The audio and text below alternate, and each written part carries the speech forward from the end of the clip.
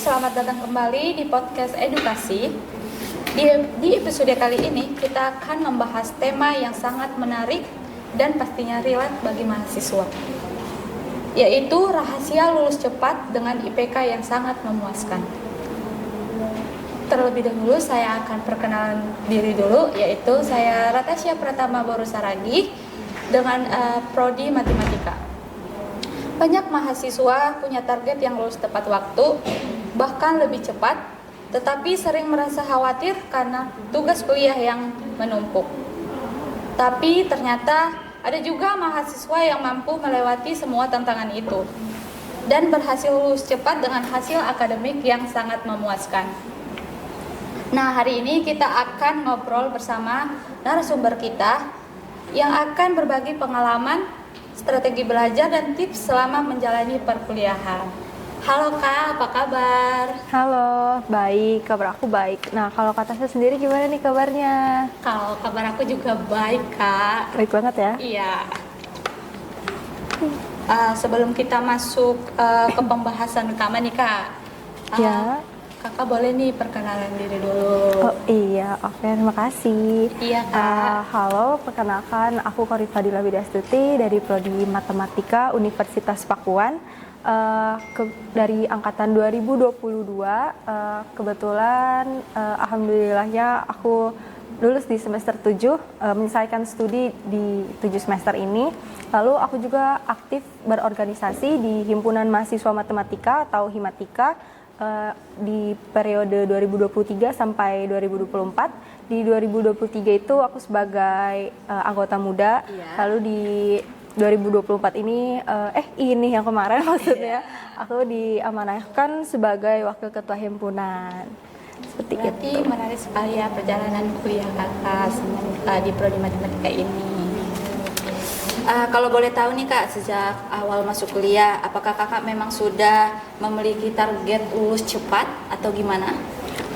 Kalau untuk lulus cepat, mungkin nggak secepat itu ya, karena Iya. target aku lulus di 8 semester atau 4 tahun. Iya. Cuman karena masuk semester 7 itu kan kita ada pembagian dosen pembimbing ya. Iya, benar. Nah, di situ dosen pembimbing aku itu bilang, kamu bisa nih lulus semester ini, di mana itu semester 7 kan. Nah, terus kebetulan juga ada dosen wali aku. Nah, beliau langsung kayak iya bisa nih, kan matkulnya juga tinggal sedikit gitu kan. Ambil aja sekalian SKS-nya gitu kan. Itu berarti kan ada seminar proposal, seminar hasil, sama sidang sarjana kan. Iya, benar. Nah, terus dari situ aku adalah cerita atau curhat, diskusi lah sama orang tua kan. Jadi gimana ya gitu. Long story short, akhirnya oke, aku bakal coba deh kayak gitu. Jadi awalnya nggak 7 semester gitu. Jadi alhamdulillahnya lebih cepat gitu. Berarti dosen pembimbing kita juga pengaruh juga kan untuk kita tahap untuk lulus cepat gitu. Iya betul, dosen pembimbing juga jadi salah satu faktor pendukungnya gitu Iya. kan. Jadi gampang ditemuin kayak gitu. Malah support supaya lulus cepat gitu Iya, kan. benar. Gitu. Kalau boleh tahu nih Kak, apa sih motivasi Kakak untuk mencapai target itu? Kalau dari diri aku sih motivasinya yang utama pasti orang tua ya. Iya. Dan diri sendiri juga, karena dari awal itu target aku kan mau lulus tepat waktu gitu, 4 Iya, 5 tahun. tahunnya. Iya, lalu kalau dari orang tua sebenarnya nggak nuntut apa-apa Iya. karena mereka percaya sama aku gitu kan.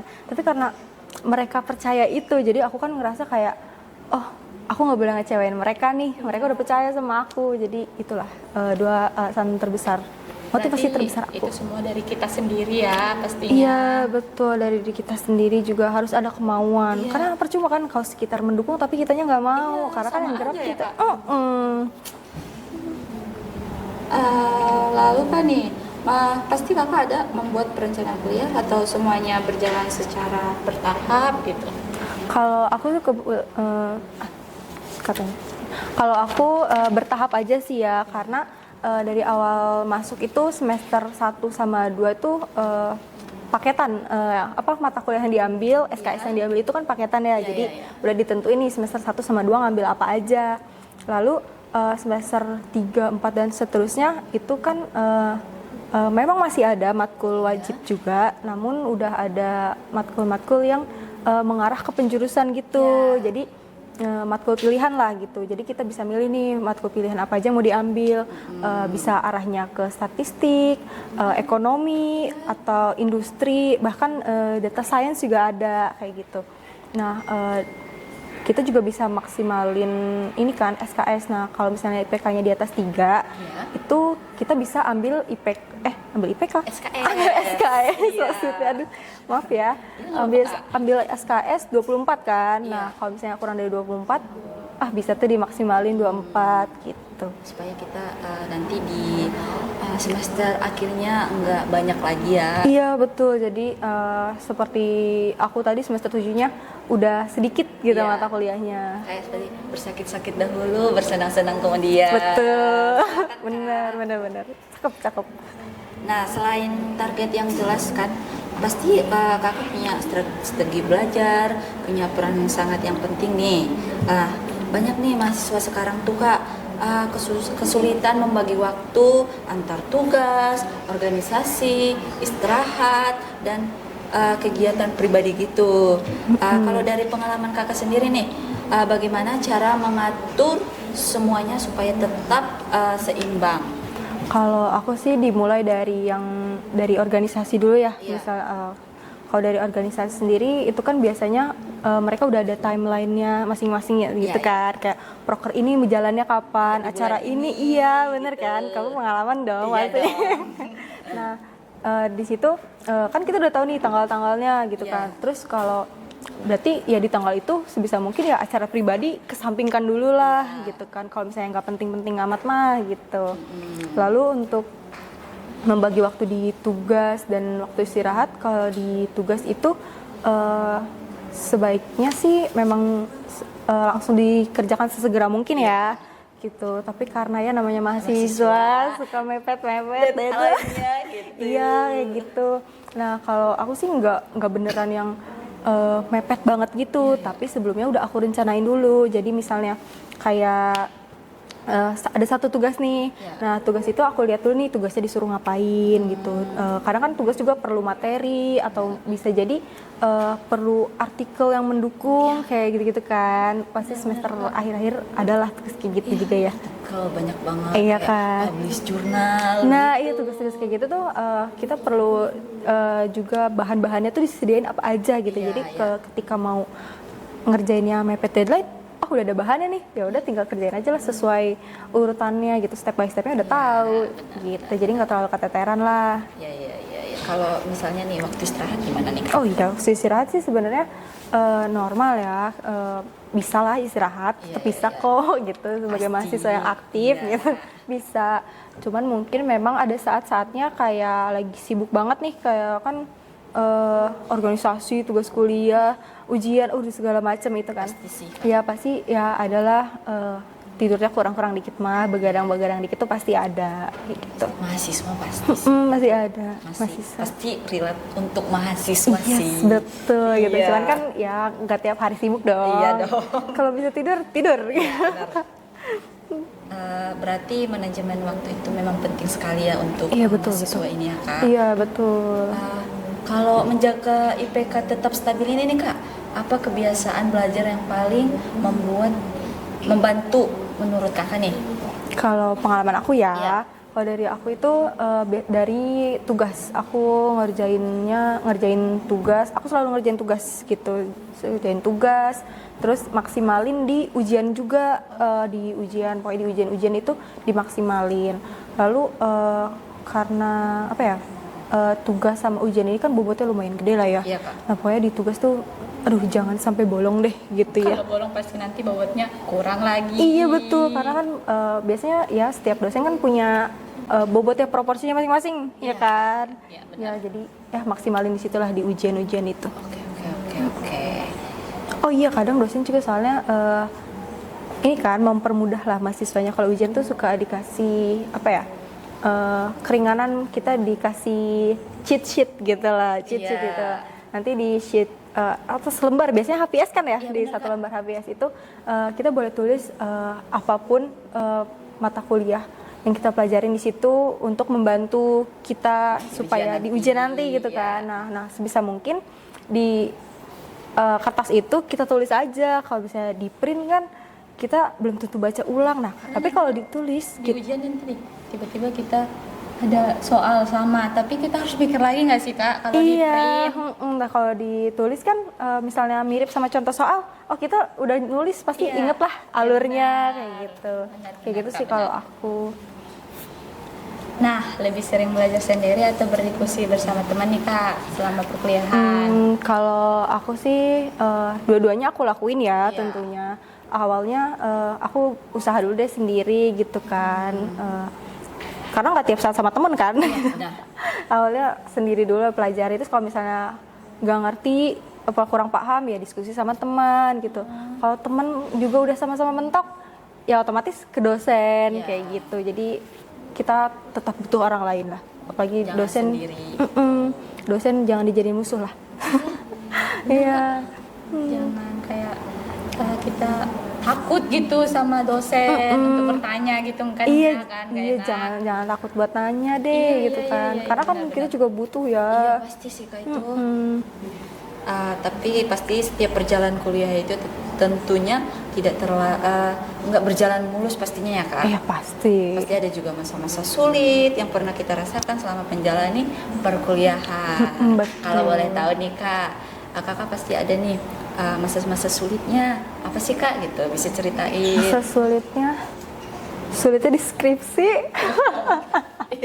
itu Semua itu di mahasiswa, akhir, kan? iya kan di akhir sulitnya itu. Iya. Kalau misalnya di tengah-tengahnya sulitnya adalah beberapa waktu yang agak menyulitkan, maksudnya aku lagi repot gitu loh. Jadi anggota keluarga aku ada yang masuk rumah sakit gitu kan, yang harus bolak-balik, dan itu juga lagi ujian. Wah gimana tuh ya kan, tapi ya alhamdulillah dengan metode belajar aku yang kayak disebutkin tadi, Iya, bisa lah waktunya gitu. kan. Alhamdulillah gitu kan bisa. Iya.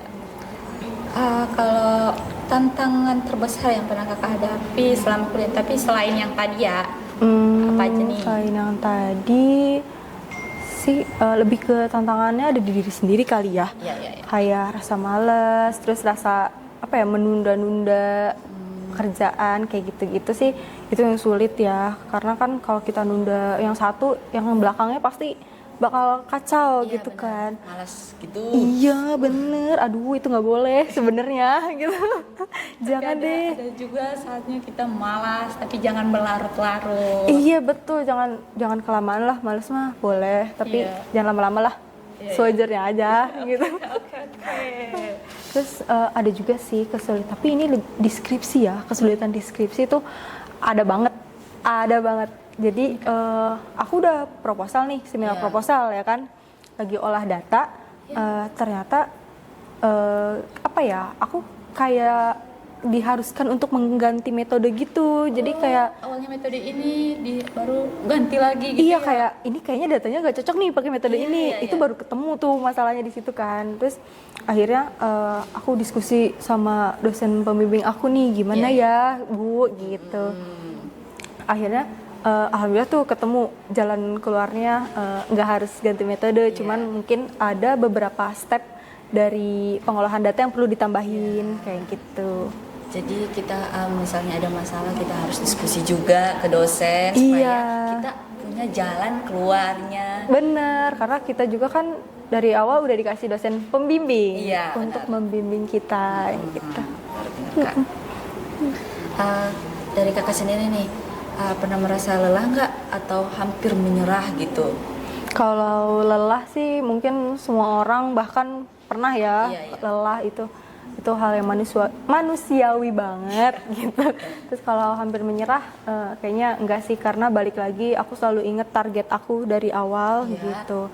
Kalau untuk mengatasi rasa lelah itu aku cukup istirahat aja sih dari hal-hal yang melelahkan itu gitu. Kayak misalnya baru kemarin kan skripsi, aduh maaf ya bahasnya skripsi. Iya, siap. Karena itu yang bikin lelah. Iya benar. Skripsi kemarin itu kan memang teman-teman yang sedang atau mungkin yang sudah menyelesaikan tugas akhir pasti ngerasa emang itu melelahkan banget gitu. Emang lelah sih kak? Ya kan, bener kan kamu baru awal kan pasti Iya. kan? gitu memang melelahkan banget. Jadi aku caranya tuh istirahat dulu deh gitu. Jadi disimpan dulu gitu. Kita melakukan hal lain dulu. Kan Yang kadang lebih menyenangkan gitu iya, ya. kadang kan orang suka bilang gini ya, apapun dilakukan oleh mahasiswa akhir kecuali ngerjain skripsi. Yes, Iya kan kayak ada, gitu kan. ada. Ya, itulah aku juga kayak gitu kok gitu kan. Jadi ya udah kita nongkrong-nongkrong cantik dulu aja. Me time gitu. Iya, kita me time dulu aja, tapi jangan Iya. kelamaan. Tapi tetap fokus ke Iya, yang tadi awal. kayak jangan lama-lama banget lah, inget tujuan awal. Iya, Itu sih benar. makanya emang sebenarnya penting juga nentuin tujuan dari awal. Iya ya, kayak ya. Lalu bagaimana sih Kak cara Kakak menjaga semangat supaya tetap konsisten gitu? Jaga semangat ya. Sebenarnya aku nggak semangat banget. Tapi sebenarnya semangat ya pasti adalah masanya semangat dan tidak semangat gitu Iya. kan. Cuman ya gak apa-apa nggak semangat asal konsisten gitu kan. Iya. Untuk menjaga semangat, kalau aku sih lebih ke apa ya? Coba melihat sisi lainnya gitu, kayak misalnya kalau kurang semangat sama kuliah, ya coba kita ingat-ingat apa selain belajar di perkuliahan itu yang bisa bikin kita senang gitu. Jangan susah-susahnya aja ya. Iya, kayak ketemu temen, terus Cerita-cerita gitu. cerita-cerita. Bisa tuh nanti pulangnya kita rencanain mau nongkrong di mana, Iya. atau ngerjain tugas di luar biar lebih fun kayak gitu. Benar, Kak. Seperti Biar itu. pikiran kita itu nggak numpuk gitu ya. Iya, bener gitu. Atau mungkin ya bisalah kalian melakukan hobi gitu kan, sambil latihan hobi. Wah, ternyata perjalanan untuk cepat lulus itu memang membutuhkan usaha, konsistenannya, dan mental yang kuat pasti ya Kak tadi. Betul. Dari semua pengalaman yang sudah Kakak lewatin nih, pasti ada banyak perjalanan berharga yang bisa dibagikan untuk teman-teman mahasiswa lainnya nih. Coba Kak, apa? Untuk pengalaman berharga itu sih aku jadi bisa memaksimalkan waktu dengan baik gitu kan, karena jatuhnya agak ke deadline juga ya. Harus lulus di semester 7 gitu. Iya. Sebenarnya kalau mau lewat juga kan nggak apa-apa, tapi kan itu bentuk tanggung jawab aku sama diri aku sendiri gitu. Jadi ya lebih bertanggung jawab lah aku sama diriku sendiri kayak gitu. Terus sebetulnya nggak susah kok untuk mencapai target-target itu gitu, asal memang konsisten dari awal. Yang kita ngomongin tadi ya. Iya, memang benar-benar harus konsisten sih. Kalau tips yang paling penting gitu agar bisa lulus tepat waktu apa nih? Kalau tipsnya dari aku sih mungkin ini ya, pokoknya jangan bolos. Gak apa-apa sih bolos, karena biasanya kita ada jatah bolos kan. Nah, jadi kalau emang bisa nggak bolos ya usahain nggak usah bolos gitu. Dan aktif di kelas, jangan cuma datang pulang doang. Kita harus aktif, harus dengerin dosen menjelaskan kayak gitu. Lalu hindarin yang menunda itu deh gitu, menunda-nunda tuh hindarin. Terus kita juga menentukan lah target tadi kan. Target itu penting sih, lumayan penting. Dan dalam menentukan target itu juga kita harus paham ya kapasitas diri sendiri. Bisa nggak nih konsisten, bisa nggak nih menepati kayak gitu. Tadi kan Kakak udah bilang apa aja nih dari selain itu, apa lagi yang sebaiknya dihindari mahasiswa selama menjalani kuliah? Kalau untuk yang dihindari sih itu pastinya jangan sering-sering males deh gitu. Aku nggak bilang nggak boleh males ya, karena ya namanya manusia gitu. Gak apa-apa males, tapi jangan kelamaan, jangan keseringan gitu. Sama jangan menunda-nunda dan jangan menyepelekan hal-hal gitu, menyepelekan sesuatu hal gitu tuh jangan, apapun bentuknya jangan disepelein, karena dengan menyepelekan itu kita akhirnya jadi apa? Nunda kan? Kayak misalnya ada tugas kita sepelein, itu mah gampang deh, bisa dikerjain kapan aja. Akhirnya nunda. Terus kan kita juga nggak tahu ya, tahu-taunya lupa, akhirnya kelewat. Iya benar sih. Jadi ya itulah hal-hal yang perlu dihindari. Jangan terlena. Dunia ini fana. Nah terakhir nih Kak, Apa nih? apa pesan untuk teman-teman mahasiswa yang sedang berjuang menyelesaikan kuliahnya? Nih, terutama saya Kak Oh iya, juga iya. gitu. Oh iya, kamu ini ya udah mulai nyusun ya? Iya bener. Target gimana? Oke, jadi kalau untuk pesannya apa ya? Untuk yang sedang menyelesaikan itu proses yang kalian lewati itu kalian percayai aja proses yang kalian lalui gitu. Iya. Ya kan? Dan jangan bandingin sama orang lain gitu. Kalau misalnya nggak semangat juga nggak apa-apa, balik lagi harus konsisten. Iya. Dan jangan bandingin sama orang lain itu. Kadang kan kita ngelihat orang misalnya teman sendiri apalagi, misalnya udah maju satu tahap proposal deh, Iya, udah seminar proposal, terus kita jadi kayak, aduh, kok gue belum, kok aku belum ya. Bener Kak, Ya karena kan? scroll TikTok juga kan gitu kan Kak. Ada tuh yang udah sempro, udah hasil gitu. Oh kok mereka bisa cepat ya gitu, kayak Kok aku, iri gitu. kok aku belum Iya. ya. Nah sebenarnya kurang-kurangin dah scroll TikToknya, buka skripsimu gitu. Sebenarnya kurang-kurangin deh, tapi ya sebenarnya nggak apa-apa juga kalau misalnya melihat kayak gitu tuh baiknya dijadiin motivasi gitu, kayak oh mereka bisa, teman aku aja bisa, berarti aku juga bisa gitu. bener. Gambarannya kan udah ada nih, jadi Kak. harusnya bisa lah lebih semangat lagi kayak gitu. Tapi kan di matematika ini enggak hanya waktu kita kalau reguler kan emang poinnya full ke kampus. Ada juga nggak sih Kak, kan emang ada non regulernya gitu. Oh iya, nah kebetulan di Prodi Matematika Universitas Pakuan ini kan ada non regulernya juga ya. Nah, jadi buat yang misalnya minat matematika tapi masih bekerja, itu bisa banget ke Pakuan. Iya benar. Prodi Matematika, karena di sini kami juga menyediakan yang program non regulernya ya, untuk yang karyawan atau ya pokoknya yang buat karyawan gitu.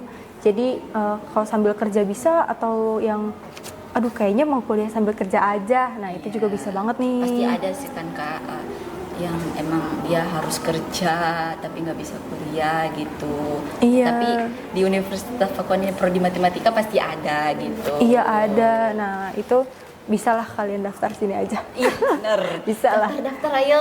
Karena di sini juga nggak dipersulit kok, admin prodinya juga ramah.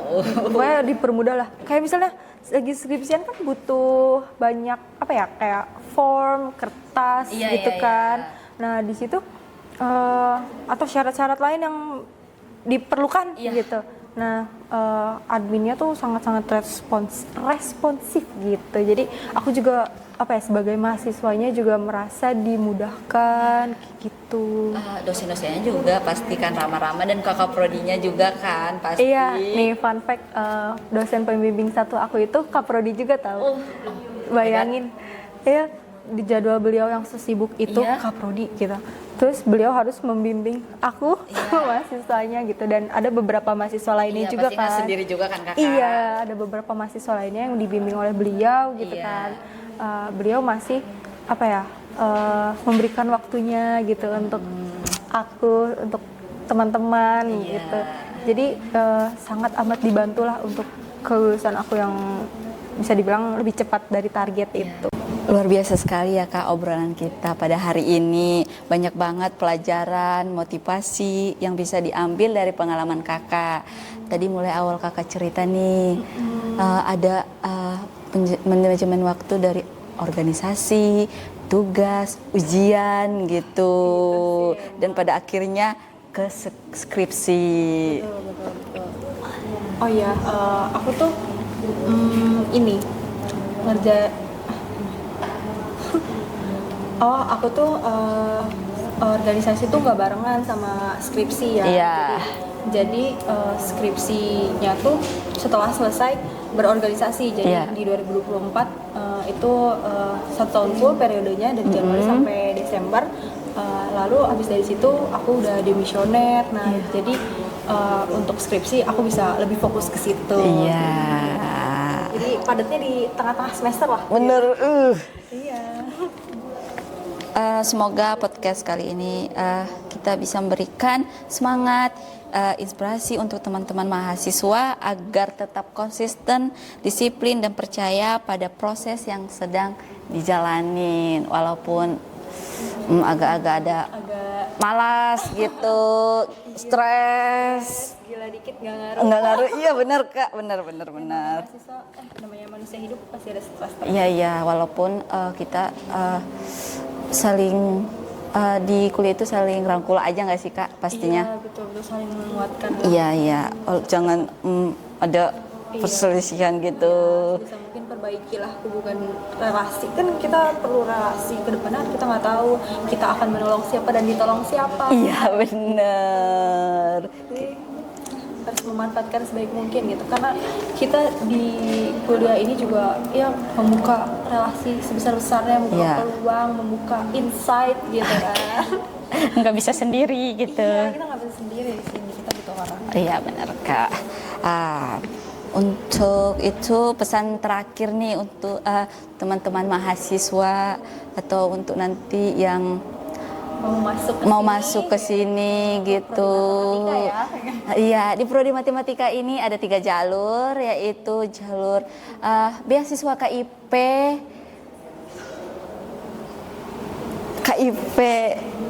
kuliah. Ada juga jalur reguler dan non reguler. Untuk jalur KIP kuliah ini pendaftarannya udah dibuka. Dan untuk reguler kita pasti full gitu. Terima kasih kepada Kak Kori sudah menyempatkan waktunya dan meluangkan waktu untuk berbagi pengalaman dari awal sampai akhir. Saya host pamit untuk undur diri. See you next podcast edukasi berikutnya. See you, bye-bye.